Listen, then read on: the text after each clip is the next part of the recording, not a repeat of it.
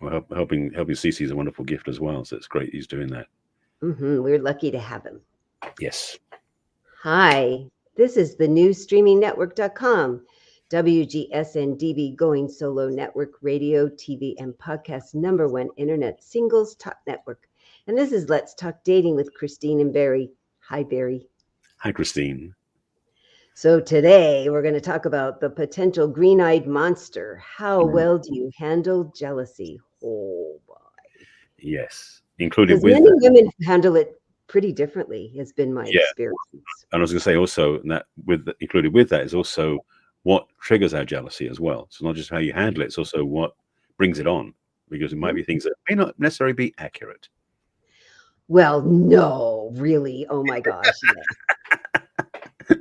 Indeed. Oh my goodness. So it's important to figure out if you look back at your life. I think that's always a telling thing Hmm. about how did you do with friends? You know, if you had a friend and they made another friend, was that a problem or not? Could they have more than one friend? I've met a number of women who really couldn't have more than one friend. And they got upset if somebody else in their life had more than one friend. It was a Yeah. really big issue to them. Makes total sense. I mean, the other part is also is if you feel like you get left out of things, you can Mhm. be jealous of the people in the on the in quote in crowd, and you feel left out, and you carry that into all other places as well. So knowing your own relationship to the world, so to speak, and your community is one of the biggest gifts you can start giving yourself, because you start changing your orientation Yeah. to how things are and don't become a victim of it. That's that right. There's that piece that you can take home with. That's a big teaching, but we'll get into that later on more as well. And I think a lot of times when we are jealous, we do feel very much like a victim. We feel Mhm. victimized. We feel picked on. We feel dismissed. We feel not cared about. We feel unimportant. And as we talk a lot on this show, is how to build up your own self confidence and your own self worth so that, yes, it might nudge you a little, but it might not knock you over when something outside happens. If you know, well, what could be a good reason that they're not including me or that I wouldn't be part of that, or they might need somebody additional in their life as a friend. So I think always starting with how have you handled it in the past when you've had friends who had friends, or people who in your life you thought you could count on them more and it turned out that they couldn't. Mhm. Starting with yourself, how do you sort that out? Where is your self-confidence level? Is it, how much is it attached to the other people? How much is hanging out with somebody who is more of something make you feel more of something, and then when they want to be with somebody else, then now they've taken that more away? Or could you just have felt more on your own and that two more people come together? That's a whole teaching we've done before about being fill up your own battery first, so to speak, before you start drawing from somebody else. The same idea. And the thing with jealousy oftentimes is that we're coming from lack, that we're coming from a place of not enoughness, and we feel like that person must fill us up. And so if anything happens between them and somebody else, like you're taking away this, they're taking away your source, your feed of what you want. So it plays out on sometimes a very visceral survival level, as well as a more intellectual level. So we've got a lot to cover today. Yeah. The other thing I've learned about some people is that they think that there's a limited amount of time, a limited amount of attention, a limited amount of love. Mm. So that if the other person's giving their time, their energy, their love to somebody else, that's taking away from you. Where it might be that they have lots of love and they give you a whole bunch and they give another person a whole bunch. But I found that that can bring up a lot of jealousy, is when you think that there's not enough for you because they're giving it to somebody else. Right. And it's funny, it's interesting. When we were talking right now all about the assumptions we make and the fear that we run. So when we're talking about someone cheating, because we'll get to that one later on as well, because it's like, obviously there's certain cases where jealousy can be, quote, justified within range. Yeah. But the biggest thing, and this is funny, a couple of things came up with me. One was about the idea, because one thing I learned in my master's program, it talks about the fact is it's not about the issue that upsets you, it's how you relate to the issue that's what's really causing stuff. So something happens, it's how you relate to it that gets you upset.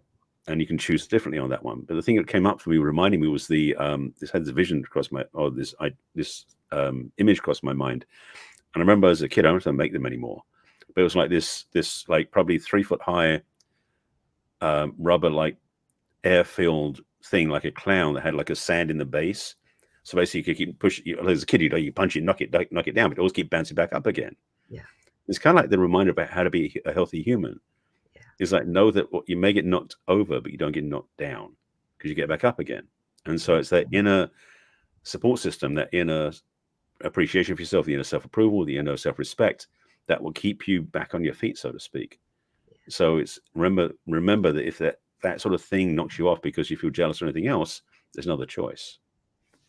I love that visual. That is, I hadn't thought about it that way. And I do remember that toy a lot. And there was no way it was going to stay down. It always popped back up again. And so it's such a good analogy for us human beings. And that's, I didn't say it specifically, but I started out specifically saying friends, that this is how you deal with jealousy with friends. Because certainly, as you said, we were going to bring up jealousy in a romantic relationship if you're with somebody and something happens, for sure.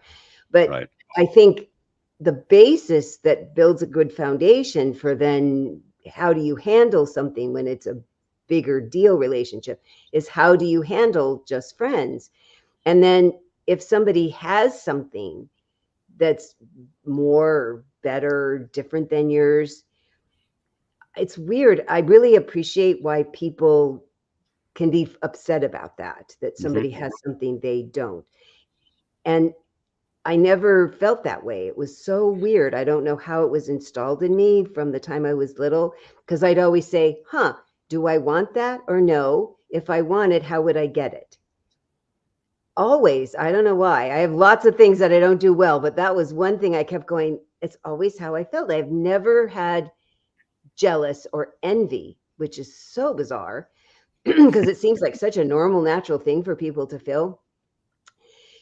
But my thing has always been, well, how did they get that? And on my work, is it worth it to me to do that thing to get that? Because there's lots of times I go, nope.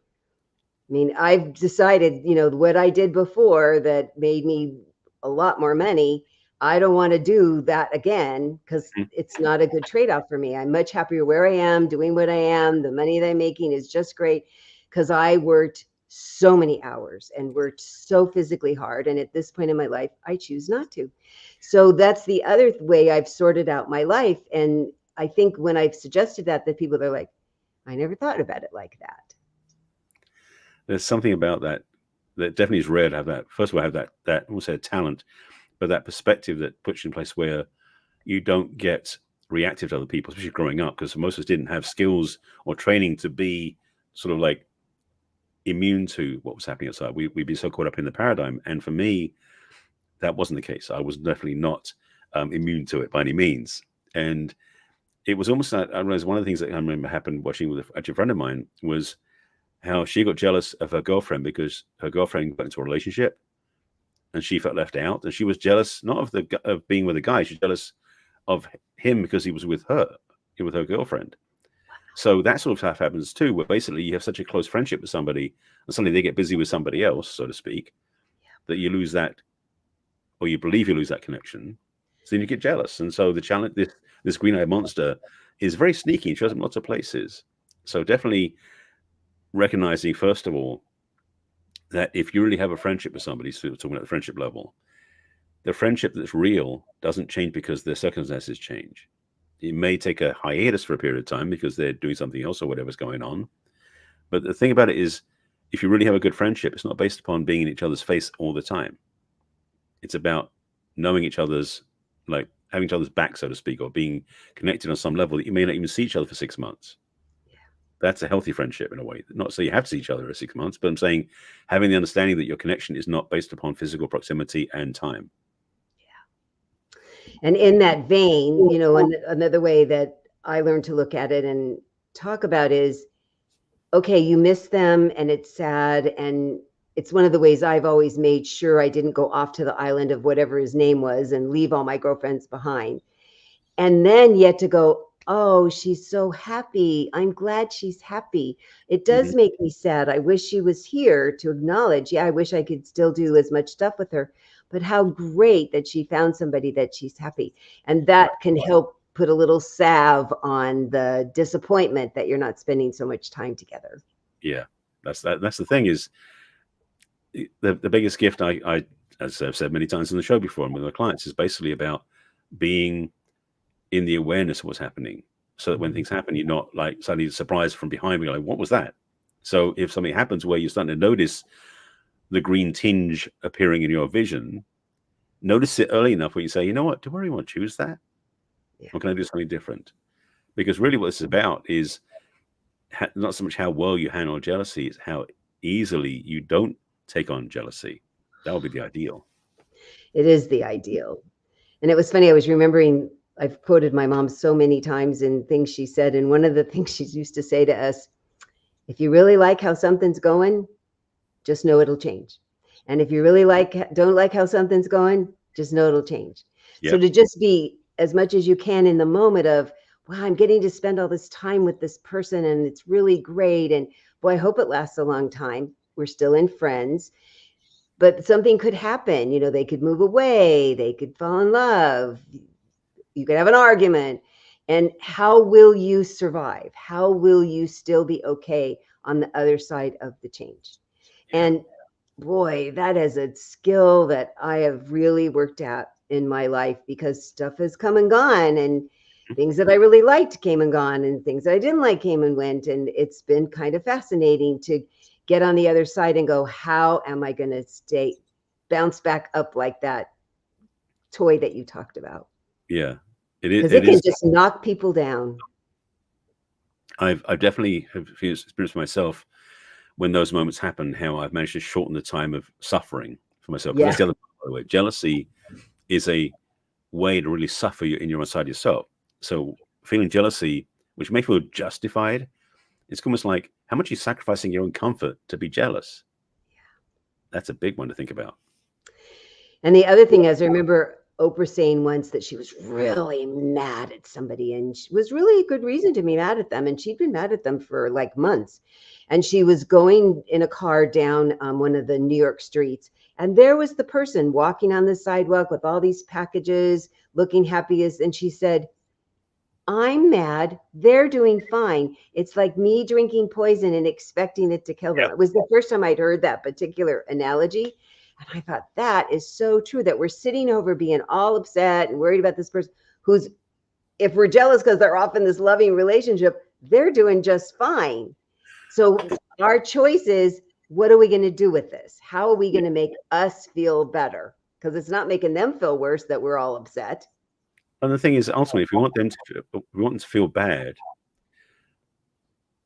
so we're basically trying to punish them because they didn't treat us the right way because we're jealous of them. That's so messed up, you know? The logic doesn't make sense. But we are something attached that we need to have a status quo, or things be the same without changing anything, because there's a fear that we carry that if things change, we won't be the same, it will be less than, or something like that. Because as we keep saying during this conversation, your relationship with yourself comes first. We always talk about this. And if you are letting the upset take control of your inner state, which is the whole point about this, then you recognize that you have room to change, and you have room also, which is powerful enough, to renegotiate with yourself. Because some of us are almost hardwired to be jealous of things, to be reactive to things, to be upset by things. We can change those perceptions by having a new conversation with ourselves. So, you know what, in this situation, if something happens, I value who I am enough not to get upset by it, because I care about myself. Or if you get upset, as you said, I love that. How much time do you want to suffer? Okay, I'm going to set a timer. Yep. I'm going to suffer for 2 days. I'm going to be really upset and mad for 2. Okay, do it. If that's what's going to get you to the other side, don't stuff it. Don't ignore it. You're upset, be upset. But then your goal is, in 2 days, I'm going to figure out how to stop being upset, because I'm the one that's suffering. I'm the one that's miserable. And one of the things I learned too, and it happened a couple of times when a girlfriend went off and got a boyfriend, he knew people. Oh. So I got included and I got to meet people. So there really can be an upside. Especially if you're real friends, because your friends can look out for you. You know, they're not going to disappear. I mean, of course, so we saw this before in other shows. I think we talked about this, about the the hermit type experience of relationship where you just vacate all your friendships and just spend your time with your partner, and then there's nothing left. It's like, somebody like that, maybe they're not your real friend anyway. That's a good point. Mm-hmm. But the other thing that's fun is if you really do like each other, if you're good girlfriends, and you always want to go, I really want to double date with you. Let's find somebody for you to go out with. And hopefully he has a friend, because the point is sometimes that's hard as couples, is that one part of the couple likes each other, but the other part not so much, or they just don't have enough in common. So if it's Right. already a friend of his, then maybe that will mean that you'll be able to fit in too. And maybe you'll be able to do stuff together. It worked out a couple of times. It was kind of interesting that there was like this built-in, okay, I'm going to go out with your best friend. It's amazing how it can work so easily when we just don't fight it. If we're not going to be into suffering, rather than how can this be positive? Yeah. Yeah. Massive. So much. And it's a really important thing to watch out for your kids, because they get jealous too, especially girls. We can get really jealous. So to teach your child why being jealous is not going to be helpful. It's not going to move you forward in your friendship with this person. It's not going to move you forward in the next friendship. And to what could be good for them going off with this other person. Maybe your friendship ran its course. Maybe it's time for you to make some additional friends. Maybe they'll include you in a new group. You never know. And really gauging, are they still good for my life? Are they still good for me? Are they still good for what's going on? Maybe they've changed now that they're with this other person. Well, maybe you don't want to be with them anymore. Well, the thing I want to add to that, because especially with kids, but even as adults who do this, oftentimes we get jealous of what somebody else has. And with kids, especially, Johnny got the new phone, whereas I didn't get the new phone, that sort of thing, or whatever that new toy is, that new thing is. And we start training, frankly, to put it bluntly, we start learning very early how to be jealous. For sure. And we don't necessarily learn very early how to navigate that. So if you're a parent with kids, interceding early on when they start noticing that maybe they don't have everything somebody else has, and the jealousy shows up, it could be envy if you want to be polite, but still jealousy.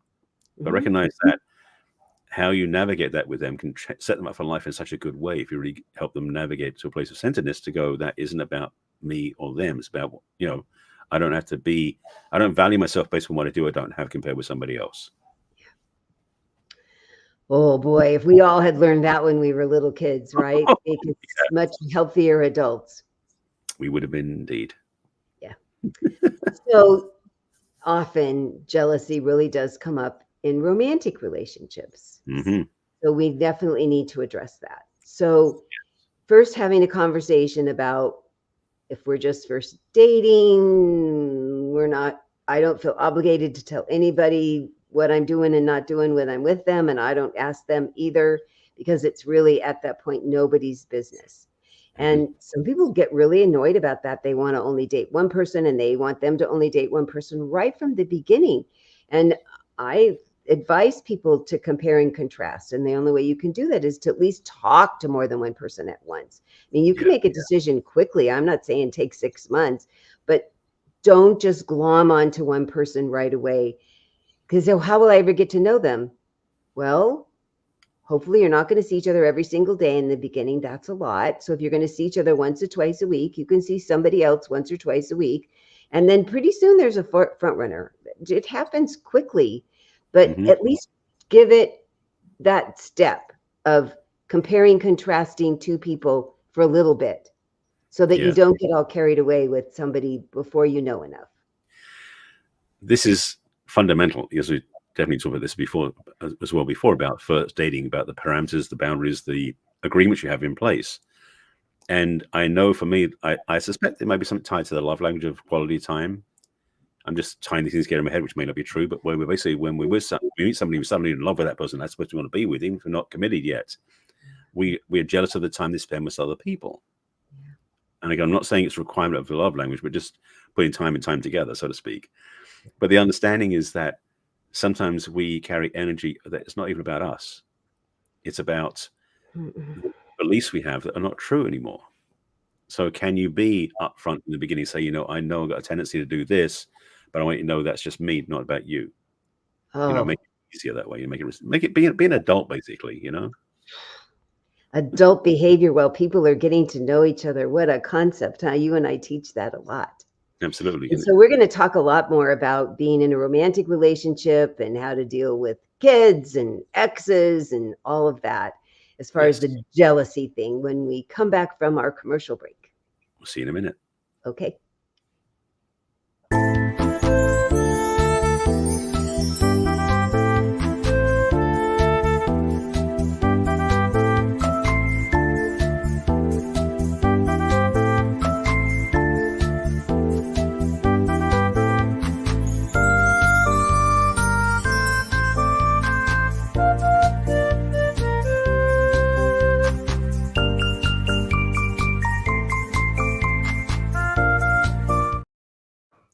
And we're back. We're back talking about how well do you handle jealousy. And I was Mm-hmm. thinking, wow, this really plays into really well when we talked last week about how to talk about past relationships, because that could certainly bring up a lot of jealousy. Oh, God, you can. Yeah. Well, yeah, I mean, the thing is, especially if, and this is for some people out there, when you meet somebody new and you're comparing them to your ex who you never got over, that can get really messy. Yes. Or you think they're comparing you, or you're comparing you. I mean, really, the whole thing is so messy. Yeah. So one of the things that I have come up against a lot lately is people who are dating who have minor children. And the person they're dating either wants more attention than they can have because they're paying attention to their children, or they want to be involved with the things with the children. Yeah. And I am the person that will always say the people with the minor kids get to make all the decisions about the kids come first. When they're minor kids, they get to come first. And as much as you would like to be more involved, you would like to spend more time with them, you would like to meet the kids, it's your job as the person who maybe doesn't have kids, we'll start out with that, to acquiesce, give in, be okay with, completely okay with whatever their decision is, because you want them to be a good parent. You don't want to date somebody that's a bad parent. So if they're looking out for their children and they're setting the pace, then you need to say, okay, or don't go out with them. Yep. Yeah. I mean, it Because I sounds have people that want to rush it, and I'm like, you have no vote. You can voice an opinion, but you have no vote. The thing I was going to say on that is it sounds so easy, but that it's just to begin from the emotional point of view. It's, everyone's, if you're listening to this or watching us online, you may think how easy this is, but then when you're in the real situation, that almost, I want to say primitive may not the word, but certainly that younger part will show up in such vehemence and force without you having a chance to think about it. So bear in mind what we're talking about is training wheels, because you might discover this is something you don't have as well handled as you'd like to be. And the good news is practice and practice and practice. So the opportunity is there. So I do encourage, if you're taking notes for this, to remember this next time you do go on a date or you're with somebody in a relationship, that you, if this happens where you don't handle it as gracefully as you'd like, be gentle with yourself, because you're learning. Hopefully you're not doing it the same way you always did, because you're not on autopilot now, because now you're going, oh, I remember now on the show they talked about this piece, I can change direction. If you're doing that, you're way ahead of the game. If you even just consider it, Barry, right? We're giving them credit for just going, oh, right, I did it this way before and it didn't really work. What's that new way to do it? Oh, right. Be gracious about them getting to make all the decisions about their kids. And it might be that you're the person that likes introducing them sooner or including them sooner. Okay, they might not be that way. That's not how they're raising their kids. And you don't get an opinion about that either. It's really hard, but it's the truth. They're their kids. And if you don't think they're doing a good job raising their kids, what are you doing with them? If you're disagreeing with who they are as a parent, really, don't be with them. Don't correct them. Just don't be with them. That just seems silly. That's just a bunch of problems ready to happen. I'll say the other part of it, just want to score that, is that you recognize if you're dating someone who's got kids, that's a package you're dating, not just the adult. So right. And you may not meet the kids initially, but know that's in there as well. And if you start getting jealous along the way, that's something to work on. Be aware of it. Yeah, so important. So now you've dated a couple different people. You've decided you want this person, and they've said, yeah, they want you too. And you've had the conversation about, okay, I want to just concentrate on you. I want to just be monogamous. I'm wanting to have a physical relationship with you. So when we're having sex, I need you not to have sex with anybody else. And if you decide that you think you maybe wanna, you need to tell me, and have both people agree. And the other thing I have both people agree is you won't have any conversation with anybody of the opposite sex you can't have sitting in front of me. Nice. Because that's how emotional affairs start. Absolutely. If you have something that you're upset with about me, I need you to tell me. Mm-hmm. I'm going to try really hard to be reasonable and rational and all that. I really need you to tell me. And I need you to feel the same way that I can tell you. Because if I start complaining about you to somebody else first, nothing gets fixed because you haven't heard what the problem is, even if I think I've explained it to you, which we women think a lot. And the more I talk about it, the more upset I'm going to be. And then I'm encouraging the other person to talk about how upset they are with their significant other. And it just makes everything worse in the world. So you cannot have any kind of super important conversation about me or my relationship with you with anybody else unless you're willing to have it in front of me with them. Okay, that'd be an interesting conversation, but you need to commit that. And that also includes texting. Oh, yes. Oh yeah, the texting. The thing about texting is we don't necessarily give it the importance that it deserves. And so, exactly what you said about not wanting to have a conversation in front of you. Same thing as texting. If you text somebody about your relationship without talking to your partner first, or if it's like we are oftentimes so flippant about it, text messaging, and it's unfortunately such a mistake and error in approach. Because if you're in a healthy relationship and you've gone past the dating period, you are in a relationship now, you're dating formally one person, you're committed and everything else. We're not talking about monogamy, we're talking about monogamy, not polyamory here. Yeah. Then you have a level of sacredness and sanctity you have between each other that the texting would dissipate or eradicate, in fact. So understand your communication is not just the words you say to other people or to your partner. Oh boy, that hadn't even come to the front of my brain yet. I'm so glad you said about texting, because that's how a lot of emotional affairs have started, is texting. Yep. I hear that so much. It's not even phone calls in the beginning. It's definitely texting, and they can be very intimate and very open. And oh yeah, people get very attached doing texting with each other. Not good. No. So what if something really does come up? You see a text, or there's a phone call, or you see something on their phone. You have every right to be jealous because you made an agreement. Mm-hmm. This is when you are absolutely 100% entitled to be very jealous, because you have had an agreement that you aren't going to share this part of our relationship with someone else, and now you have. Well, the thing, and I want to play this one a little bit, because the temptation is say, well, you're allowed to be jealous at a certain point. I would differ in sense that you're allowed to be upset, because jealousy can be the indicator.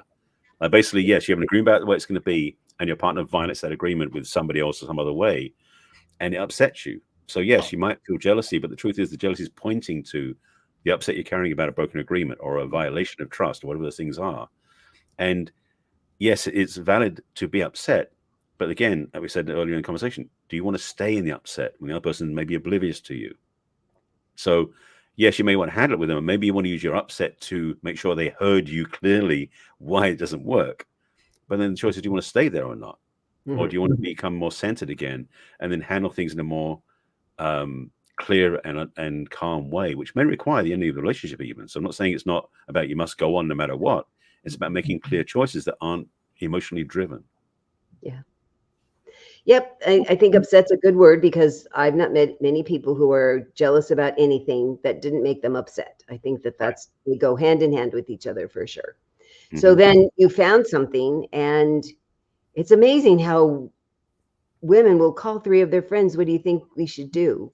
And they'll give them all sorts of wild advice. And mine's always ask, say, tell, I found this thing on your phone. I snooped, or it was accidental, whatever it was. I need to know more about this. and then see what they say. You know, can they be honest about, I was feeling lonely and I went on one of those paid sites, or, you know, somebody at work was befriending me? Because generally, especially in the beginning, it can be repairable. You know, maybe I haven't been as nice as I had been, and I've had a bad time of it, and I was taking it out on you. Or, wow, are you having a bad time and you're needing extra attention, and I need you to ask me for extra attention because I didn't know. I mean, there's really those kind of conversations you can have with somebody who, if you both really still want to make the relationship work. Because Right. people can do stuff and still not be ready for the relationship to end. That's the thing, is it's like, not so much you need to have a line you don't cross type thing, but it's about having the wherewithal in the relationship to choose what's the priority. Is the relationship more important than these other texts or the other things? Or as you so clearly, you're getting distracted because this relationship doesn't mean anything to you. Yeah. I mean, you got to know for yourself what that truth is. There's another piece I want to drop in, which is the ownership of our mistakes. Because one of the things that it's come out recently, I'm actually running an article for a group I'm part of, because they would talk about this, about the right wrong thing, is that I got caught up in the place where I had to prove myself right or feel suffered from being wrong. And so by having the understanding that it was all inside of me, first of all, big wake up call right there, but recognizing that it was not relevant to anybody else. And what I'm talking about is also shifting to inquiry, because that's the thing I'm talking about in my work with clients. It's about inquiring about them versus presuming I know about them. In relationship, we have a bad habit of making assumptions, where we think one thing, which is either this is right or this is wrong. We don't inquire and ask and learn about each other. And we talked about this in previous talks a couple of years ago. We've done the show for now 4 years, almost 4 years. So we talked about this a couple of times before, about how there's always more to learn in relationship. There's always more to grow. So if you make assumptions about your partner, you don't have necessarily all the picture, all the story available to you. Are you willing to ask questions before you jump to conclusions? Mm-hmm. So that's one piece. Second piece that I was going to jump in as well is the priorities you make. Because you said about, have you not been giving your partner attention? Where is your partner on your calendar? Mm-hmm. That's a big one, by the way. Another piece. Put dates with your partner on the calendar so you don't forget them. Instead of trying to fit them at the end of the day when you've done 17 other things with the kids and work and all the other stuff, and you haven't got time for your partner anymore. Mm-hmm. Because jealousy can get kicked off because one of the partners feels neglected and starts looking for some sort of salve or solution from outside the relationship. So before it gets there, how can you be proactive to make the relationship more fulfilling for both partners? Oh, that gray area of, how much of this has to do with me and how much has to do with you? I mean, it's so important of, gosh, I didn't realize you were feeling so neglected. Yeah, I've been kind of a grouch, or I've been too busy, and there's all these things happening in my life, and I didn't come to you for you to help with some of it. Or the other person's like, yeah, I was feeling really neglected, and I somebody was nice to me, and I've missed having somebody be nice to me. Mm-hmm. So then both people say, how can I trust you now? Yeah. You neglected me. You had an emotional affair. And so a truce is so important, that if both people say, I was wrong, I'm sorry, I see my part in it, and this is what I'm currently doing and willing to keep doing. And the hardest person often is the woman. And what I have often said to them is, who did he choose? Who did he choose? Who's he choosing today? Did he choose the other person? Did he leave? He could have left. I mean, you were not very nice to him. You gave him lots of reasons to leave. I'm not saying he'd be justified. I'm just saying there's some evidence here. So can you say, oh, wow, I can see why you wouldn't trust me, and I can see why you can trust me, and what do I need to do to keep earning your trust? Block the number, show you I'm going to be nice every day, be a little more present, make sure that we have date nights. I mean, because what's happening is both people are pulling away because they're so upset and protecting themselves for good reason, that now you're going to go back together because that was your thing. That often when you fall in love, you have each other's back and you're there for each other. Well, to just make a decision, you're both going to do that instead. Right. Today, then we're going to do it again tomorrow, then we're going to do it again the next day, and never stop. Because they're like, oh, when do we get to? Never. This is the thing that got you in the fix in the first place, because you stopped. You Okay, assumed that's a good point. you want an autopilot. Because the other part, another level of this is also when, because you said about where you basically you move apart intentionally, but sometimes people drift apart because they got so in the groove of their own lives, and suddenly they realize 6 months down the road, they're like, hang on a second, where's the relationship gone? So that can also be, and you can use it this way, jealousy can sometimes be a signpost or an indicator saying, you know what, you lost track, get back on track. So you said earlier, it's like you said, come back together and choose each other consciously. And maybe, it was, I'm not saying this happened to them, but I was watching somebody about how a couple who were married for 10 years renewed their vows at 10 years because they wanted to make sure they made the relationship number one priority for them. But if you have this journey through the jealousy and you come back together again, I'm not saying renew your vows, because that's only if you're married you want to do that, but renew your commitment to each other, renew your choice of each other, renew your willingness to be present to each other, so that you actually start with a clean slate, or start over with a clean slate, and you do the things necessary, as you said, to block the number of the other things, so you erase the distractions or close them off so you can be with your partner fully present. That's the gift. I know I've mentioned this couple, but it was quite a long time ago that I met them, and they told me that every year on their wedding anniversary, they'd wake up and say, do you want to do this another year? Yeah. Do you want to do this another year? Yeah. And they knew, I mean, it was really tongue in cheek, but they knew every year the other person might not say yes. So there were times when they thought, could I do something nicer? Could I not be quite so grouchy? Could I apologize for what I did? Because I know this question's going to come on our wedding anniversary. And I thought it was a really nice way of validating yourself and your commitment to your marriage, and to say something out loud once a year. I thought that was pretty cool. So if you're dating early, you're not married yet, how about doing that once a month? I think so. Well, I talk about the meeting of the state of the relationship. Do it every week, every other week, once a month. Just checking in. How you doing? Do you need something different? Is there something else I can do that would be better for you? And both people get to ask that, and both people get to say, yeah, I could do that. No, I can't, but I could do this instead.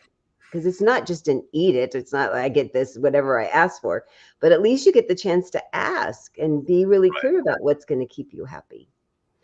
And I love that you brought up polyamorous, because I've now had a chance to know 2 couples personally, friends, not I didn't participate, but I asked, how do you do that? I mean, really, because the conversations they've had, and it is still very clear.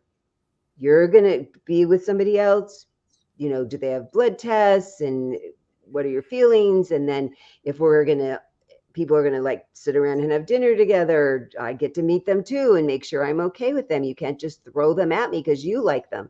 So there was lots and lots of rules and lots of conversations that you think you've got all these other people involved.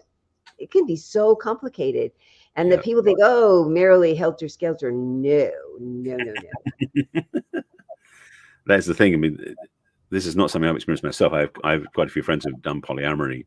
And I shared way back again, stuff I keep putting from old episodes. If you listen to our broad podcast, you don't know we've got 170 plus episodes out there. You can keep listening for hours and days. So enjoy that if you want to do that. There's almost not a subject we haven't covered yet, right? Right, exactly. But I would talk about the difference between monogamy and polyamory way back when. And I said I was at an event that I shared from stage about it. I had a question come up. And the challenge for me, this is my personal thing with polyamory, is who do I pick and choose? In monogamy, I won't say it's hard enough, but monogamy is a big enough commitment that to have polyamorous relationships where there are partners at different levels and different qualifications, for me, maybe it's because I'm a man and like things, linear focus one at a time. Polyamorous is not so easy. That having one person to focus on is so much easier for me, because it's like, oh, okay, goal oriented. There we go, done. Whereas with polyamory, it can become a little bit more, because it's more multitasking, so to speak. It can get really cumbersome and challenging. So personally, I like, and that's why I coach monogamous people, because that's more of my field. That's where I stand. If someone's polyamorous, they're probably going to be a client of mine because we don't operate in the same field. Yeah, it's the potential complications just get multiplied by the number of people. Exponentially, yeah. Because you think, oh my gosh, I'm getting to know this one person, and now I'm going to get to know another person, and they're getting to know another person. And then we become sometimes different people with different people. And then we come back and who are you now? I mean, it's two of them do it amazing. And I've asked so many questions. One of them actually did a podcast about it, which was kind of an interesting thing. She got interviewed about it. Very open, honest. And it's not something I could imagine ever doing. It would be hard on me. It would be hard on who I am as a person. But because you brought it up, I thought it's really important for people to think, oh no, there's just as many questions, or not as many. Oh no, there's way more questions. Absolutely. Way more potential jealousy. Oh my gosh, think of the potential for jealousy when you're not. Who are they off with, and what are they doing, and are they doing something better than me, or they like them more than me? I mean, oh my gosh, the potential for that. Boy, do you have to be really secure, hopefully, in yourself and your relationship. Absolutely. Because then it becomes, the comparison comes up, like, you compare physicality and stuff like that, and you go, this person better, worse, whatever these things are. It can get so messy and so, frankly, so convoluting and like constricting, because you just tie yourself in knots because you don't know what's going on. So you need to really you really need to have a really good sense of self before you try any of that stuff, to be blunt. Yeah, they did lots of research, had lots of conversations with other people who were in polyamorous relationships, and had continued to have lots of conversations with their partner, their original partner. Yeah, I just like, no, thank you, for a whole bunch of reasons for me. But I have no feeling about other people doing it. My only thing is talk about it all the time, a lot, everything. There's nothing you shouldn't talk about. So to add another piece to the conversation, because it's reminding me of this one, not because they're the same, but because they're different. But if your partner cheats on you, the monogamy and the commitment versus that level of cheating, these are different. I want to be clear, it's not the same thing, but that sense of mistrust or distrust and violation that happens. The jealousy piece is a key one, because a lot of times when you're in this place of being left, being deserted, again, your feelings are valid, and you may need to work on stuff. And yes, we did an episode about this a while back, not long ago, about cheating, about can you get over it. The thing is, as I talked about lots through this show, your relationship with yourself comes first, and how you deal with that violation, how you deal with that disagreement, because it is a broken agreement, is key. Because the thing is, if a person did it and you don't do something to change the paradigm, the relationship can't really go any further. So you've got to be true to yourself. Boy, I hope that I'll ask my person that puts my website out, or my newsletter out, to add that episode, because I think that's a really good point, Barry, because it's so important to think, can you heal yourself? Can you heal the relationship? How can you heal so you can get in another relationship if it turns out that relationship? Because we really addressed that very thoroughly on how to recover from cheating, for sure. So we covered a lot. Yes. So if you find that the green-eyed monster visits you on any kind of a regular basis with friends or family or romantic people, we hope that this episode's been helpful and has at least sparked some information that you think, I need to have more of a conversation about this. I need to address this in my life, because I either am with jealous people or I'm jealous when I'm with people, and none of that makes for a happy, healthy, whole relationship at all. Indeed. So if you'd like to talk to me about being jealous, the way to talk to me is to go to my website, which is www.theperfectcatch.com, and click on the What's Holding You Back questionnaire, and you'll answer just 10 brief questions to get us both kind of centered where you are. And then you'll have access to my online calendar, so you can schedule a private conversation with me. You can also join my newsletter that I talked about. That'll have repeats of this podcast and also information about what's going on in my life. Also, if you scroll to the bottom of my first page on my website, you'll have access to all my social media, and you can click on Facebook and LinkedIn and Instagram and Pinterest and Twitter and YouTube. Nicely done. Tell people how to reach you if they're having some challenges with jealousy. Want to email you? Oh, yes. Thank you, Barry. I was going to forget. Thank you. My email is Christine@theperfectcatch.com. Thank you for always looking out for me. Absolutely. So for my information, my site is my name, so easy to find. So barryselby.com. On the homepage of that is a link to click on to get a discovery session with me. Mine's the other way around, where basically you set up a calendar time and then you fill out the questionnaire. But the same idea, basically we get to see where you are and what you're looking for. And I get to get a sense of who you are before we even talk. So in a 20-minute conversation, as a little gift, we can discuss where you are and where you're going and if we want to work together. Also, on my site are all my other programs and other things. I have a quiz which I put out, which a lot of people have been taking, which is wonderful, which is called the Relationship Readiness Assessment. If you go to barryselby.com/quiz, you can take the quiz. It does have a archetype based on the Wizard of Oz to give you some thoughts about which character aligns to you, which can make it fun. Otherwise, it'd be kind of vanilla without it. But definitely take the quiz. I will reach out to you if there's some questions that come up, so we can definitely talk on that as well. You can email me at barry@barryselby.com. And on social media, all my social media, except for Instagram and Threads, is Barry Selby. So YouTube is Barry Selby, Facebook, X, although I'm not using much on X right now because it's getting strange, Pinterest, etc. And on Instagram and Threads, it's the real Barry Selby. And definitely reach out if you're going to help. And if you join my email list, which if you do sign up for a discovery session, you will get my emails as well. The link at the bottom of the screen, it disappeared yesterday. It should be back soon. So if you do scroll at the bottom of the homepage, there should be a link to join my email list. And same as Christine, I send out a weekly email with a replay of the show, plus what I'm getting up to. So you can follow both of us.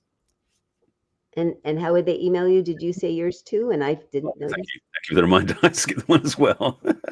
You send me an email at barry@barryselby.com. And if I know we're forgetting that part today.